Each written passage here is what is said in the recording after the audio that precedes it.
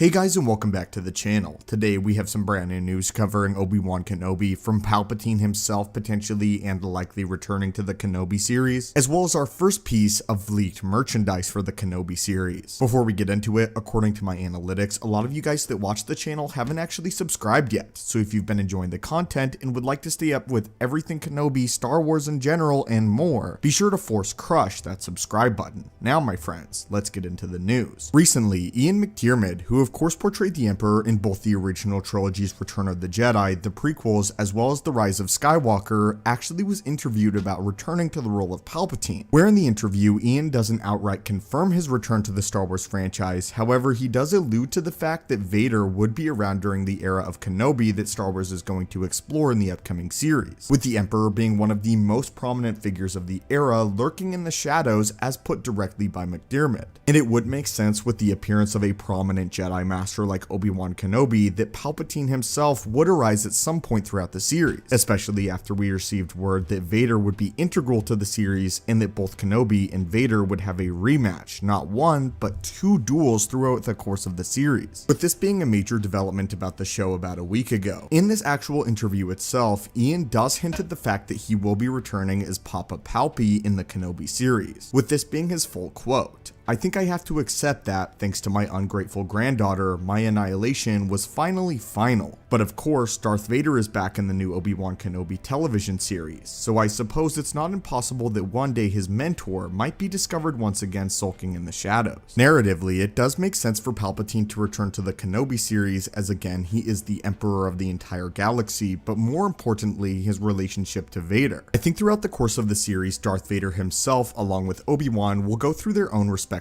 arcs, and we will really get to see the progression that Vader has made in his path down the dark side of the Force, fully embracing the dark side and the way of the Sith. We've heard rumors that by the end of the show, Obi-Wan Kenobi will come to the full realization that the boy that he trained is truly gone, and that this new entity in Lord Vader is something else entirely, which is why in the original trilogy, Obi-Wan has no hope of his former mentee to return to the light side of the Force and for Anakin to be brought back to prominence, a plot point that is integral in the original trilogy. What I'm trying to get at is it does make sense narratively for Palpatine to actually appear here, and to sort of represent the dark side and the darker half that Vader has become, with him experiencing the return of his former master in Obi-Wan Kenobi, but then the revelation and realization that he's enslaved to this brand new master. Palpatine is a highly prominent figure during this era, and although he does not appear in A New Hope at all, and it would make sense for him narratively to also not appear at all, as I don't think his appearance is necessarily a necessity for the Obi-Wan series, it does also make sense for him to further Vader's own story, as the relationship between Vader and Palpatine I will assume will be highly explored in this Kenobi series, despite Palpatine likely having very limited screen time because of what it represents and the differences that it shows between the relationship of Obi-Wan and Anakin, and what Anakin has now become.